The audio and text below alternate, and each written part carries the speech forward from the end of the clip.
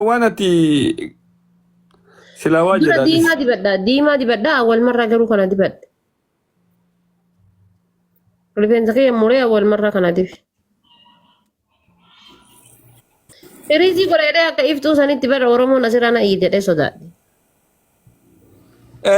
Ati bilinchi goote. Abbookoo meekaabiin haadha faatee guyyaa kaan isin waraabee bar meekaabiin isin dibattanii dhuftan sun maal siif makiin garuu guyyaa san maal ta'e. Anka akkanaa kana haanaa ta'uu barbaade ilaal doobbiif akkanaa kana. Toonii sii godhan kan akka moor daarkii xiqqoo sii ta'u. Ati caafii kana wal didaan arginu kun caafii irra wal didaan garuu akkana kana. Caafiini wanni kun caafii kee ajjeesa irra caalaa caafii rifeensaa ajjeesa. Ilma caafii rifeensaa bara caafii rifeensaa kun bara akka sibiilaatitti ka'ee nama muraa laal. Anki yalaan dura. An akkam na haa ta'u barbaade beektaa dura akkana na haa ta'u barbaade buqqeetii yaddide malee. Amma malaaxaa taate qoy haati faatee tarabbi malee. Bagga. Haadha faatee dhagaye. Meekaabii sii makii. Silaa singiliidha qoy ka singiru silaa singiliidha yoo wal fuune maaltu bada. Ani haadha faatee sin danda'u dhis bannaate. Doobbiyyuu sodaadhee osoo bira taa'u deemtee jirumte. Dhiirri sin danda'u naan jennaan. Balbalooti irrallee bahuu baatte. Haadha faatee dhugaasiti ma dhageeffadhu. Ani waan hedduu si fayyada si barbaachisallee. Haadha faatee argitee bifa kan. Eebanni dubartiin laafatte gaarii feesa.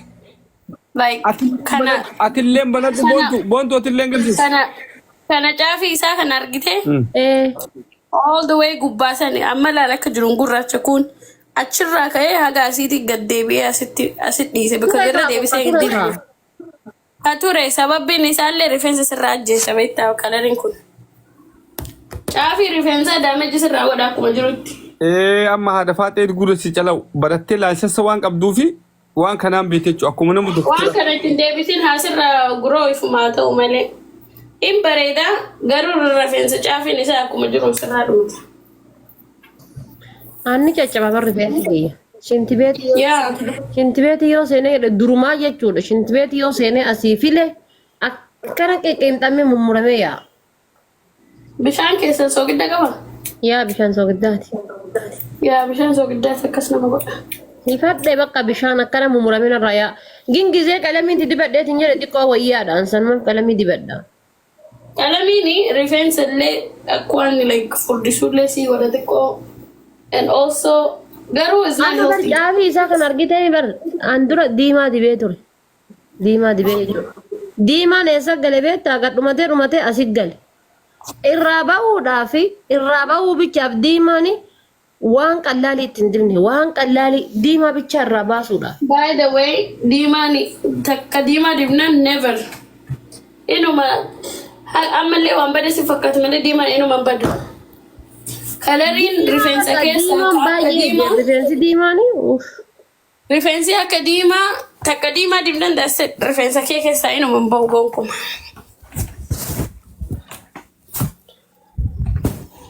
Dura diimaa ture kan ishee agarsiisa. Rifeensi diimaan baay'ee balleesse ma rifeensa koo. Qalamii diimaan na jala balleesse. Qalamiin diimaan haasita. Namni hin beeku. Ani waa beekee dibadhee maakii jala laaleetu maakiin dibattee jennaan akka yeroo maakii irraa laalee dhagee dibadhee. Rifeensa sirraa jijjiirra. Kalariin diimaan haga feete keessaa hin bahu haga feete waan feete hawwate. Maakiin dibannaan achuma maakii irraan dibadhe. Kanallee amma dheengadda bifa takka dibanna jennee kiyya daalacha ta'e ka isiidha magaala ta'e. Ifitti onnoon godhi rifeensa sirraa fixa wallaahi. Kalariin is not. Argitee ilaalee kuma diimaa laale. Keessattuu biliichiin. Yaa biliichiin si ajjeesa. Amma kana diimaa guyyaa diimaa jalaan jiraami. Diimaa dibadhe. Diimaa jala jiraami. Guyyaa kana dibadhe diimaa. Guyyaa kana jechuudha rifeensa muree diimaatti dibadhe. Ayinoo kana dibattee mire. Eega kana dibattee booda mika amma bilaandii amma itti goote kana goote. Amma kana ammoo dheengaddatti godhe. Okay, bilaandii diimaa santu caafii isaatii fi ruutii isaa argitee bikka mataan eegalu. Santu adda godhe because caafin isaa more like more caccaba dafee gubbaan immoo dafee hin caccabu laayit illee kan argatu rifeensi gubbaa osoo hin taane harki irra caala gara jalaati saniif more kalariin isaa wal dida irraa bahuuf isin jedha barna asitti dhiiratu sii diba dhiirri biyya kanaa sirriitti dibanii sirriitti tokkosanii wannoo jechuudha. Rigee. Tamaami kan ol galchime waan raafuudha wallahi. Tamaan bar maali kanaa kennee fooloora kiyyaa bar. Diaspora dhabar. Doo bidee miira fisin jedhee si rakkisuu dhufe. She is my sister.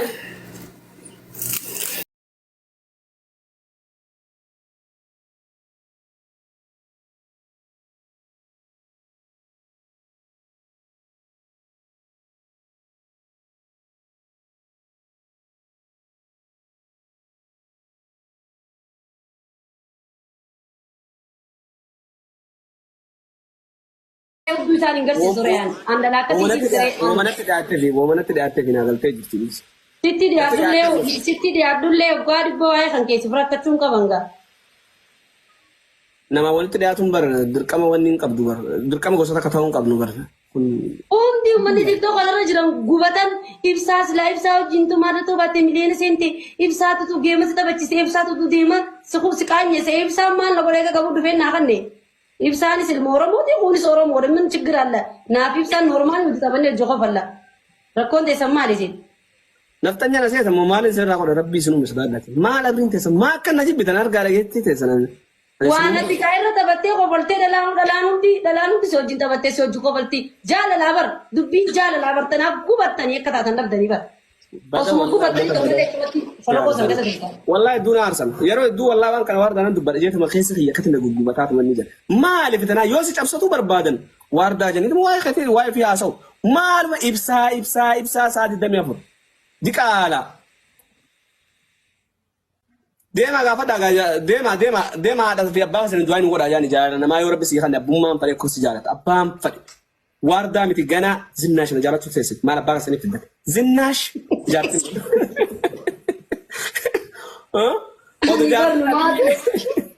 jaartin abiyya sira jiraatti oto jaartin sira abiyya sira jira isin dhiiftan na hojii taphatti teesse maal ennaa ilmi namaa kun zanaa fataa jechuu barbaadu obboleessa kee hiraar cinqii haasa'uun barbaadu si gartee koflee taphachuu barbaadu addunyumaattu akkasi addunyumaattu nama jaalatuu fi nama gartee addunyaan nama alaa alatti hin dhuftu maal alaa namarraa Mata ajaa'ibde tanuma hikmaa tanaan na ajaa'ibee baran ani nama tokkoon komanne Oromoo guutuun namatti dhufte haga danda'anii namni taphachiise moome bakka kuni homaatii miti bar naman abalu ati akkas akkana jee komadde sin jirtu isii natti si erga yoo na si erga daarektii kootu kun amma gasti irra jira isheen naa godhaamee yoo jiraat wareenya ilmaan abbaa shan irraa dhalate.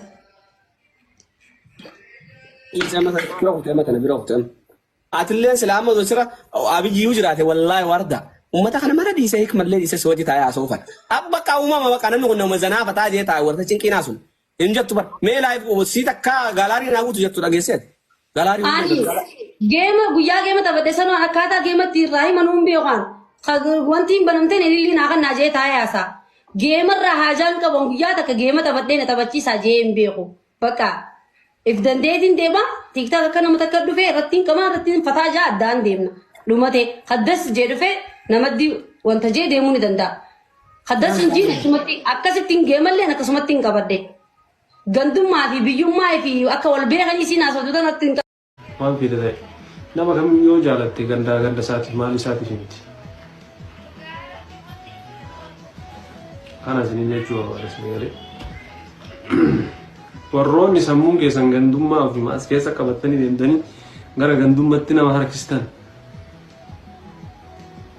gara gandummaatti nama hidhuuf deemtan giddi ufumaa keessanii isin galee ufumaa keessanii waan argitan gootuuf deemtan saalfadhaa ufumaa keessanii namni isin taajjaba isin argina wallaahi namni isin argina obboleessa miidiyaa makana gurra cinqii akkasii waan akkasiin jaalladhu wallaahi laziima malikeetti ciphataa raa namni nama osoo dhuftan wal baarsine waliin taphanii waliin kolfine hojjaan deemna wanni isin nu gootanii wanni isin irraa buusni isin nu daawwantan isin irraa hidhus nu ayitu hin jiru adaba irraa han kolfine Hojjaan sani achi maaltu waa'ee gandaatiin waa'ee maaliitiin wal nu haasofsiise. Wallaahi isin haa dabbaru dhiisa waan akkasii san keessaa ba'a Oromoo irraa fokkota keessaayyuu Oromoo irraa keessaayyuu wayita gandatti galtan ammoo sini galee baxaa ima fokkota. Wallaahi lazii baxaa macarra dhuguma baay'ee fokkota. Abboo wallaahi lazii dhugaas ana amma jechuu dhugaas itti maamiti. Naani sadarkaa bireentootatti ol kannan deemte. Amma sadarkaa bireentooti deemnaan adabadhuu jaaniin inni diddenooleen. Obboleessa yaaman gaa jaarsoodha jaarsoon qabi jaaniin jaarsoonis ni dadhabe. Amma achirratti gaa heerritti jige noolee irratti. Itti duulan jechuudha lagu datti baanan United ta'anii. Afrikaa dubbii United Nationeetu dhawee. Taabonu eenyu haa hoogganu hangafne haa hoogganu hangafne bareentoo eenyu. Karra yookaan. Arsi qaaboo. Ayyee. Arsiin haa hooggantuu janqaaboo isaa hangafni isaa. Oole. Achi gammoo guutuutti bobbaaftee gaa namni beektaa hangafni gowwaa miree dhaabuun beekani. Bakka silaa gartee isiin cabdatti irraa dhaabuu qabanii miti lafarraa ficcisiisan qaaboo. Eenyutti gaafatama tana hangafaatti gaafatamaa jechuudha. Sigalee.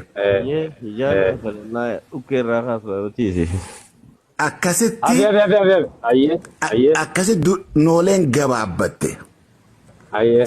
Hogga noolee gabaabsan amma hagi xiqqaan jaarsoon akkami obboleessa keenya taate. Laayif irra teessee wal mari'achaa jirtu maakiin ooroo yoo dhuftee dhiifamnu gaafachuu baatte miidiyaarraa balleessinaa jettan. Sigalee.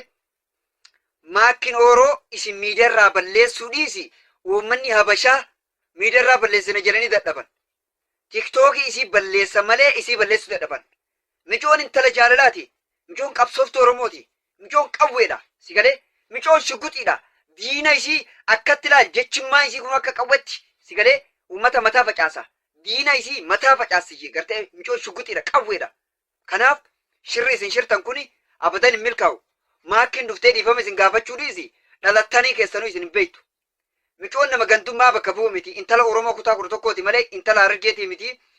Kanaaf not our Oromo people Maki. Maki of the week kan faranji sigalee akka faranjii yaaddi tun. Tuni faranjii yoo jennin fokkistu. Maaliif deemtee Dr. Asliidhaan gaafatti jettan uummata Harargee gargaara jennaan. Wanti isiin Dr. Asli gaafatteef naatu isii maargeeffadhu. Nama tokko nama isii cinaa jiru hin qabdu Dr. Asli taate malee. Namni tokko isii wajjin hin jiru. Isin waan dhugaa dubbattuuf waan gantummaa bakka hin buunee fi teemasoonni keenya diina godhanii ilaalan jechuun ijoolleen. Dikkeessin jirtu isin dhaqaan eega. Isin daleedu mana gammasiisanii ammaan tanaatti isin dhaqaa osaan eega. Osaan eega ammaan tanaatti isin dhaqaa mana gammasiisan daleedi ammaan isin dhaqaa osaan eega. Ammaan isin dhaqa tana shaaramuu xitti mana kanaa dheengaddaan tana naa isii fiidiyoon isii dhiise ammaan isin dhaqaan eega ijoollee gaara mul'ata ammaan garaatti qabbaneessa. Ammaan garaa isin qabbaneessa ijoollee gaara mul'ata tana shaaramuu xitti ijoollee gaara mul'ata maqaa balleessitee heerumaa fi fuudha dhorkite tana sabboontu tana ammaan maqaa isin balleessa isiis muka nutti isin haa osaan eega yoon balaa ittiin buusina naaf sabboontu naaf isiidha osaan eega. Faanaa dura geetiin jira dadda faanaa himaa akkaan isinii godhu dafa niin cafaqamoo mataan isii barsiisa moo miilan irraa muramoo akkaan isii godhu dafa naa himaa dafa hulaa dura geetiin jira laammanni mana sanii hulaa dura geetiin jira dadda faanaa himaa foomantii jala haa hunoo manni kanaa hulaa dura geetiin jira hulaan banaa fi ol seeneetiin jira osaan nata ijoollee gaara mul'ata maqaa balleessitee maqaa nyaattee tana yoon isiin cafaqin annamummaa qabu. Egaa akkuma beekamutti sabboontuun tumanii isin jirtu sabboontuun cafaqanii isin jirtu anka jiru gin sabboontuuti yaadutti ijoollee gaara mul'ataa fuudhaa fi heerumaan dhoorkinii.